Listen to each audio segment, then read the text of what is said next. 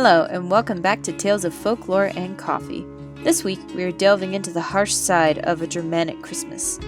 Yes, today we are hearing the story about Krampus, the Christmas spirit who takes children who have disrespected their parents and have been naughty throughout the year. Episode 5, Krampus Nacht.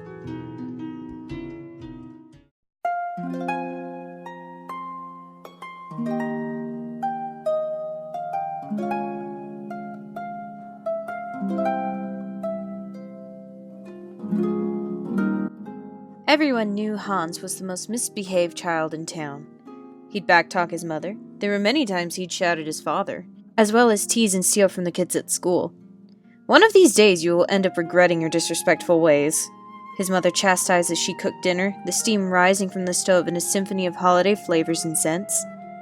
Hans rolled his eyes while he sat at the table watching his mother cook. His sister Amelia sat in silence, stroking her doll's hair, waiting patiently as her brother and father started to argue yet again. Later that night, as the family settled around the fire, and their father smoked his pipe, he started to tell a tale, as he did every night. "Since it's Christmas time, I suppose it's time for a tale of the season," he mused while stroking his beard. "And now that you two are old enough to hear it, let's get on with it." He adjusted himself the last time before clearing his throat. "A long time ago, when our ancestors fought with sword and shield, fire and silver, when the ships came forth from the north, and the farmland shook with fear from the oncoming battle, there was always a break in the winter months, where the land of fire and ice slept, and the men of the land slept in their homes peacefully. These were the time of Yule. Yule was a time that brought our cities together, with food, merriment, and wine flowing like rivers in the hearts of winter. The cold wind could be heard outside the door, and whistling around the chimney as the story went on. There was a vengeful spirit, one that would punish those for the year's past transgressions. It is known as Krampus, the doppelganger to St. Nicholas. As generous as the saint is how unforgiving the Krampus is. Some say he is a demon from the old world, sent to punish those who threaten to head down the path of war and rage. Others say he is a wives' tale for the naughty boys of the countryside. While his father was reciting the tale, Hans snuck behind his sister, taking her doll and ripping the seams to its head. Immediately the peace in the house was disrupted, and Amelia began to cry as she held her doll's body in her arms, and tears ran down her face. "I hope Krampus comes to take you." With that, Amelia ran to her room, shutting the door behind her with a dull thud. Again, the sound of arguing pursued. Soon, it was Christmas Eve. The family had come home from church, tired from the day's events, and waiting for the big day coming the following. The family was soon safe asleep in their beds, cuddled up in their blankets as the night went on. Amelia gripped onto her doll, which was still missing its head. The snow fell outside her window, creating shadows on the wall as she drifted off into sleep.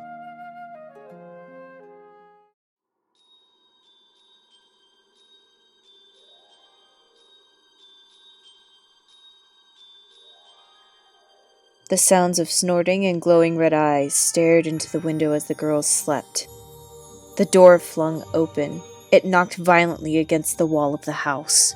The fire was snuffed out as the figure dressed in red and black stepped over the threshold of the house. Chains dragged across the floor. The sound made Amelia's blood run as cold as the air in the room. Amelia quickly covered her head while she saw the figure of a horned man in the crack of her door. She could even swear she saw goat's feet for a second.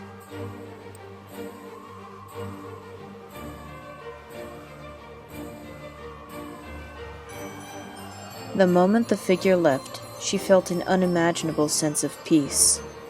Then there was a bone-chilling scream. It was that of her brother Hans.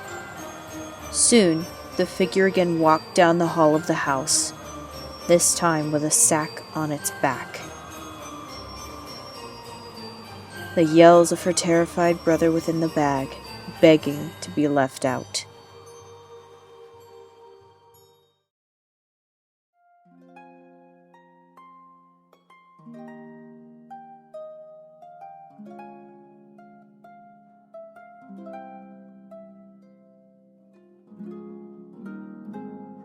A year passed, and the family felt empty without Hans, even if he was a brat. As the three of them decorated the Christmas tree, there was a knock at the door. Amelia's father went to open it. There stood a young, blond boy who looked like Hans. His hands and feet were covered in soot, and scars marking up his ankles and wrists. Mother, father, Amelia, forgive me. From out of his pocket, Hans pulled out a new doll, beautiful and handmade.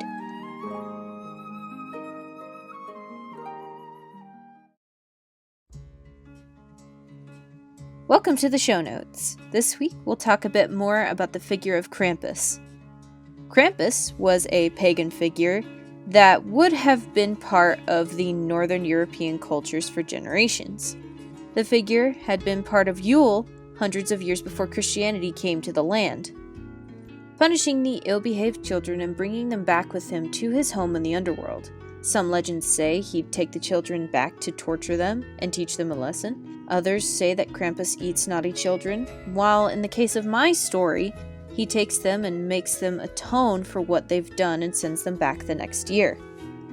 This legend has more notoriety than most, due in part to movies like Krampus in 2015 and A Christmas Horror Story. While I don't care for horror movies, I'm very grateful for the notoriety this character gets, as it's rare in cinema to see a legend like this on the big screen. The character has even gotten his own comic book over the last few years, solidifying his popularity among people. Along with movies he's received over the years, the German people have had a Krampus festival for years. He's very much a part of the culture and spirit of Christmas. Funny seeing as we get a lot of our traditions from the German people for the holiday season, like Christmas trees, wassailing, and caroling. Seeing such a dark character come from this land is almost comical, but then again, these are the same people who blessed us with the grim fairy tales. I suppose we shouldn't be too surprised to see creatures such as this come from their culture. Thank you for listening. For those who watch on YouTube, thank you. You get the treat of seeing a hand-drawn and commissioned thumbnail, as well as directly engaging with me in the comments.